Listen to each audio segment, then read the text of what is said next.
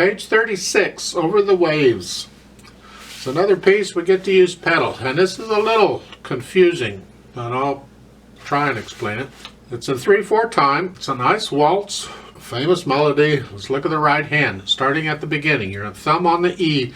This is in the key of C major, so there's no sharps or flats, but they do have accidentals in here. So start on the E, cross over to the D sharp, and then back to the E. This gets to be a move that I've talked about before, where in piano you got to be able to work the thumb and the index finger like this. That's an important move in either hand, so don't shy away from that. And that's all this is, like so. Yeah. Now once you're up here on that high C in the 3rd measure, next measure you got a 3, you got to come up to put the middle finger on B. Next line, 2nd measure, reach down to the E. You got 2/4 rests at the end of the 2nd line, so you can move your hand and put the 2nd finger on F. And the last measure of the 3rd line, you got to come up and put your 3rd finger on the A flat, or A sharp, excuse me, the here. So you're moving a little bit, but just pay attention to what's happening and you'll be okay with it. On page 37, the 3rd line down, you're starting here, and then you're coming up, and then last line, D is 1, cross over. You can do the C major scale. This is not a problem because this movement is in the C major scale. Here. The left hand just got most of the time is block chords, and you're going to use a wrist, and this is a wrist staccato. The 2nd line, it's a broken chord, is boom boom. I'm transferring the weight here to here. Rest, and staccato, and you get it's primary chords. 1 chord, the 4 chord, 5/7 chord. Yes, that's a 5/7 chord. Well, normally it's here, but we can use either of these notes or both. It's still a 5/7 chord. The last line on page 36, the last 2 measures. Look at that. Left hand is here. You got to bring the 2nd finger up for that. For the G. That's fine. And that's really about it. On page 37 at the bottom, the last line, you're here. You got to reach down. It's an octave. Just reach down and hit it. And then back up.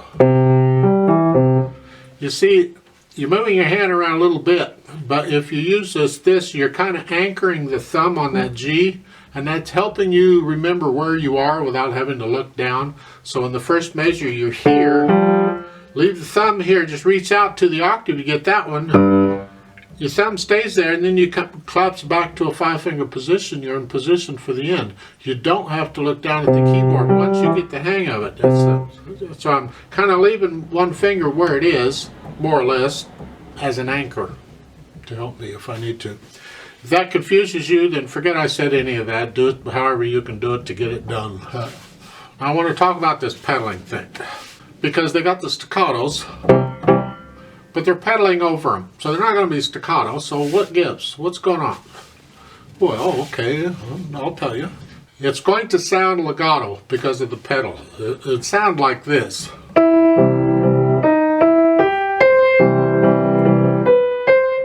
But you're going to do the staccatos technique, even though it's not going to sound staccato. You're going to use the technique.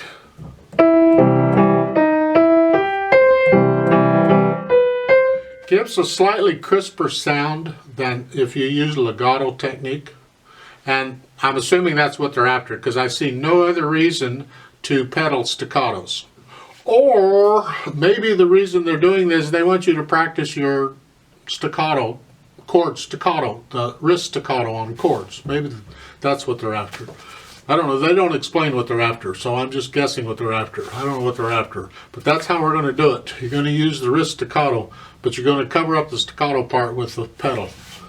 Pedal goes down right after you play the 1st note, and it comes up as you play the first note, when you play that, right after you play that, lift it up, the pedal up. Don't let the left hand mess you up here. It's a here and then a here. So push the note down first, and then in the next measure, when you hit that or play that D sharp, don't hit it, just play it.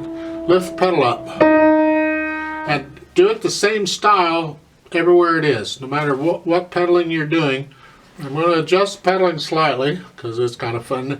On a waltz, it's quite common on a waltz to pedal the first beat only because it reinforces the natural accent. The natural accent is the first beat of a measure. There's others, but in 3/4 time it's the first beat. So you get that 1, 2, 3, 1, 2. You feel it. You don't make it happen, you feel that. And if you can pedal the first beat of the measure, it helps to bring that out. Well, look at the second line. That's really what we're doing. We're going to pedal the first beat and lift it up on the second.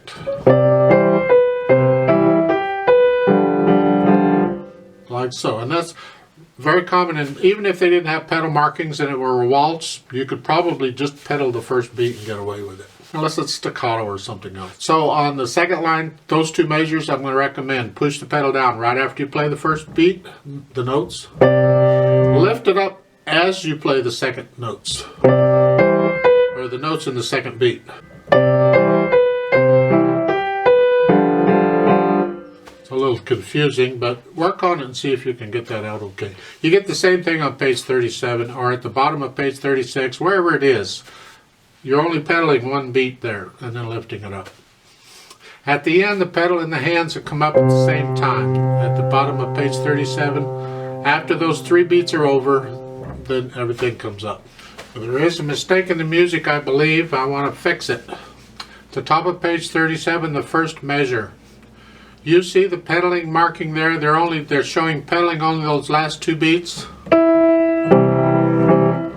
I think that's an error. I think that pedal marking should be the same as the first measure on page 36. Push the pedal down immediately when you play the note in the right hand. Don't wait for the second beat to push it down. Push it down there. So just draw that little line over and put a little line up under the first beat also. Yeah. So that's pretty much it. Let's try this out slowly and check the notes and rhythms and pedaling and all that junk. Again, they don't give you any dynamics, but bring out the melody and you decide how loud you think it should go. Right hand, left hand, foot's on the pedal. I'll give us 3 counts. 1, ready, go.